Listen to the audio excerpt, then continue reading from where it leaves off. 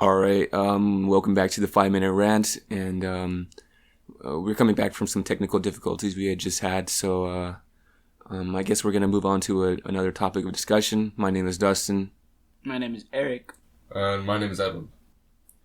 So yeah, before we were kind of just talking about how these groups of these oppressed groups who are having difficulty making out of these oppressed communities, and how that affects somebody's ability to become successful. Okay. And that kind of stemmed into the concept of free will versus determinism, and he's about to explain to us what determinism is. All right. Exactly. Yeah. So I mean, so free will basically is this the idea that anybody at any time is able to make their own choices, and is able to become anything they want to become, while determinism which is the world we live in, by the way. Well, I mean, we can get into it. Determinism is the idea that your environment is directly influential on the type of person you become and the type of choices you make and how and who and what you become.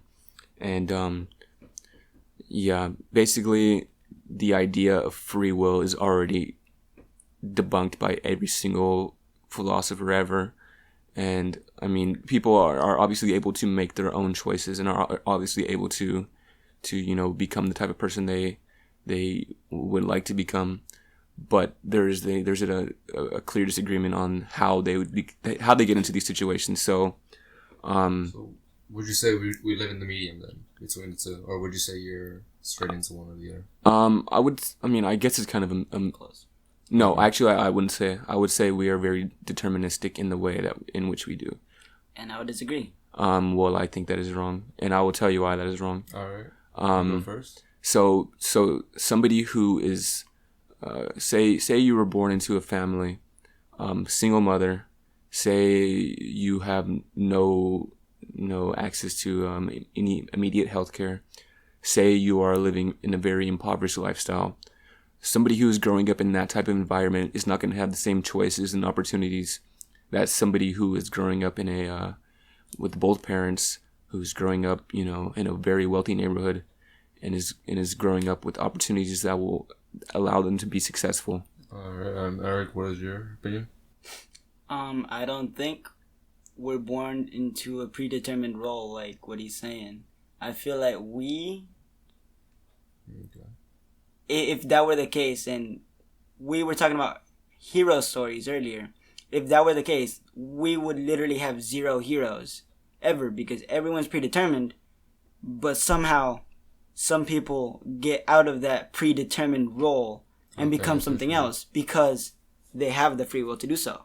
That's why I was kind of turning it to more of a medium, because I do feel like our society, our environment does affect our outcome. However, I do agree, however, that we have our own will and our own wills are capable to make our own lives. So I feel like they both play a large role in determining how we do it. Okay, so let's look at this hypothetical here. Say somehow we have the exact same say like they're twins, right? Say the exact same type of people, exact same mindsets to succeed, the exact same ideals of what they want to become.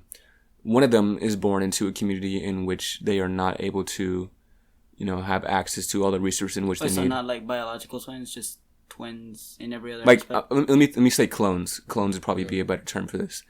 It plays in two different society or two different neighborhoods. Yeah. So and then we have this other clone who is growing up in a very wealthy neighborhood.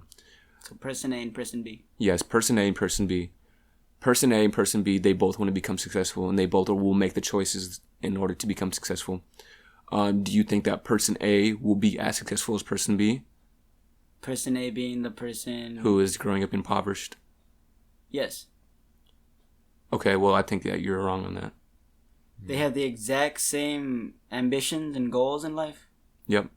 And they have the exact same drive. Yep. Well, I would differ with that. I feel like the environment we have kind of infers what type of drive we have, or at least can do so.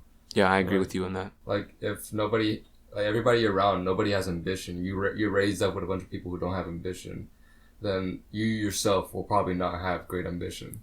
That's just my take. Yeah, there's a lot of different factors that contribute to this, and obviously in the deterministic viewpoint, that's not saying that people are not able to make choices for themselves, but the choices that they are able to make are directly influenced by the environment in which they are in. So, for example, somebody who's their family is not able to find a lot of meaningful work.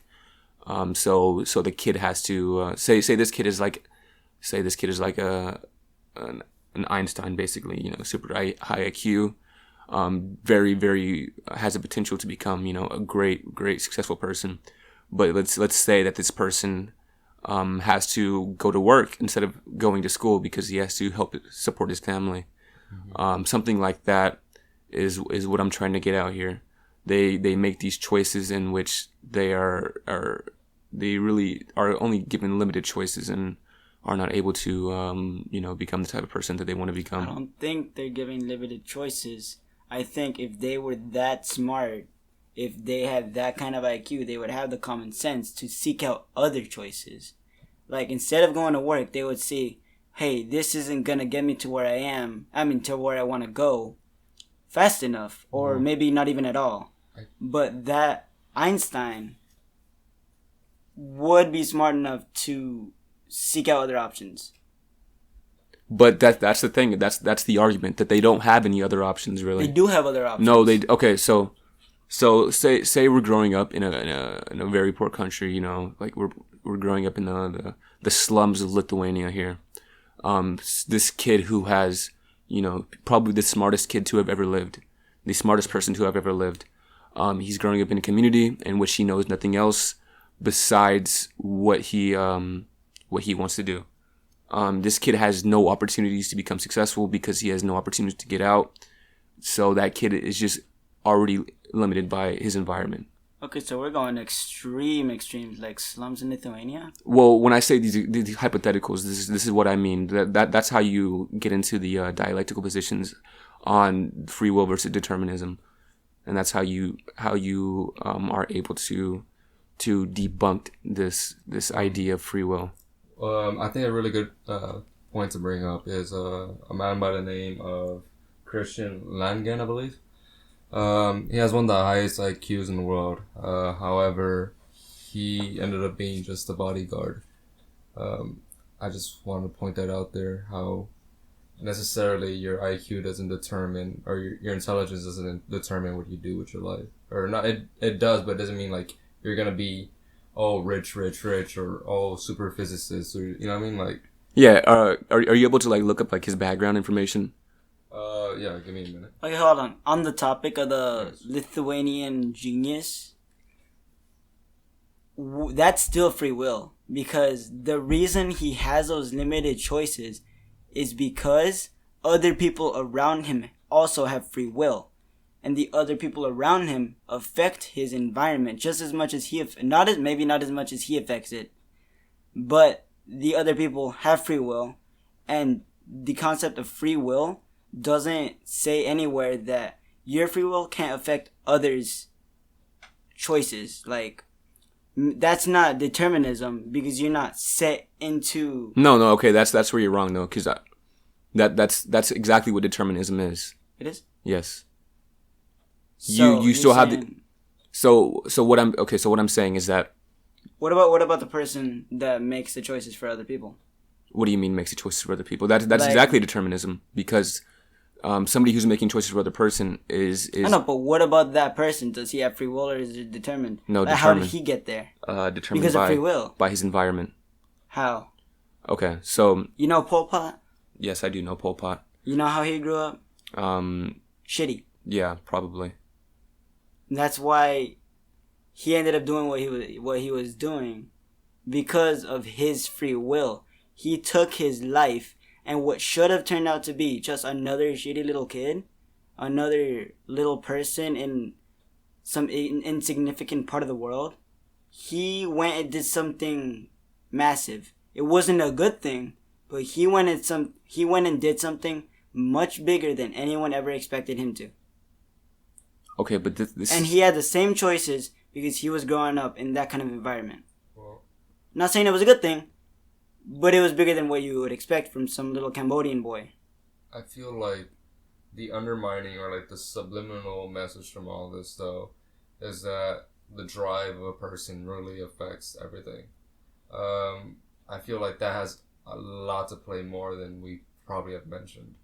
And I feel like the thing though is it can be affected by someone's environment. Okay, right? So if we want to get into the argument of somebody's drive and how that affects their ability to succeed, okay, so we can look at somebody who is coming from I'm going to keep going back to this impoverished community example. Somebody who has an extremely, extremely high drive from this community in which they are given no opportunities to succeed. And if we look at somebody who is coming from the son of a multimillionaire who has very little drive, and we check back on them in probably 10 years after we first looked at them, what do you think that we will see?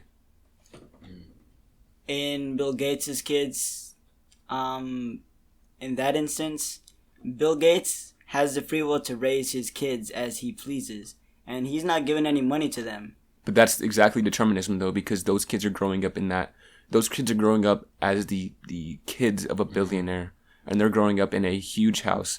They're growing up with direct connections to all these types of opportunities in which they will be able to succeed, in which they will be able to inherit this money. Obviously, there's He's some not gonna, inherit any. Well, I mean, we can argue about that, but that's Bill Gates. I mean, okay, anyways. The kids understand their position, but they understand that they're still going to have to work. They have connections, but they also still have the drive. But they won't have to work anywhere near as hard as somebody who's coming from... And that's what we should work towards, equality. Yeah, and that's my whole argument here, but... Yeah, but we can't start just tackling the entire society. Yes, we can. We have to start with ourselves. But by... the communities themselves. Yeah, okay, so... change the drive so you want to go back to this community argument. How do you think that whole communities are affected? Whole communities are affected by actual movements. They're affected by actual policy. Yeah, and that was MLK's whole thing. Yes. Yeah, because MLK decided to gather and rally his community rather than attack the entire society. Gather in it. Well, it's when you say attack, what's happening now? Okay, not attack. Okay. Address. So do you think that MLK didn't address the society? Do you think that he did? But he addressed his community first. Okay, what do you think is happening now? Okay, he started small and worked his way up because he understood that's what would happen. That's how he had to get there. That's how it's happening now. I mean, we can go into there's different. Obviously, it's a different timeline in which MLK did this without any access to a very very. I mean, he obviously did have a very large outreach, but if you look at now with the influence of social media, the influence of the internet, how more people are more significantly smaller.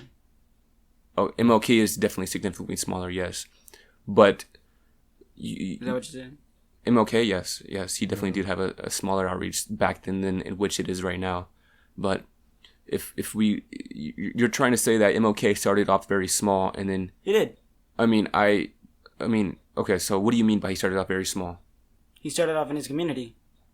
He gained respect, people understood his idea, and he changed the drive of his community. So what do you think that community is then?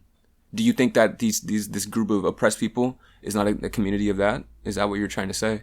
What do you mean? So somebody who's addressing the issues in which they are being restricted is not an addressal to the community?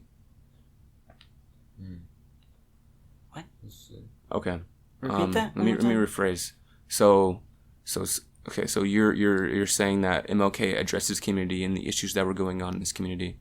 Okay, well that's where I would disagree with you because MLK did not see that the issue was with the people. I mean, obviously he did see that the people did need to work harder to push. He saw it and he worked to change their minds. But what do you think that the issue in the community was? The issue was actual racism, actual institutional oppression. Obviously more than it is now. Obviously, it was way... And an issue people refuse to address is the mindset that has you guys in. Like, you guys need to change yourselves before you want to change something bigger. But that's not the issue, though. The issue... you don't want to admit it's an issue. No, but it is an issue. Okay. Like someone that just lays at their, like someone begging on the street. They're like, damn, like, I have it real hard. Like, wow, no one cares about me. Society is a shithole. And then that puts them in the mindset of like, yeah, whatever. I'm just screwed and I'm going to stay here. I think that's a very, very, very, very, very, very shallow viewpoint of this, though. Because you're just looking at it as, okay, these people are just lazy. Mm-hmm. These people are just not going to... They're not just lazy. Well, that's what it's coming off as, because you're saying that these people they're just trying to victimize themselves, and they're just trying to use this as an excuse to not do anything. But it's not an excuse. But you have to look at why this is happening, though. You have to look at why this is happening. You have to look at why these people who are in these positions in which they are, and this is directly because of the policy. And we understand why it's happening, but we need to understand that we need to get in the mindset to change it. Yes, and that's exactly what's happening now. Why do you think that there are so many progressives? Why do you think that Bernie Sanders is the most popular Democratic candidate right now? Because he understands that there are issues that need to be addressed, and there are issues that are already institutionally oppressive to the people in which he is addressing. That's a very interesting point of view. All right. Well, I believe that was a good rant. I think we'll end it there. Again, thank you for tuning in, and I hope you have a good day. Peace. Thanks and gig'em. Adios.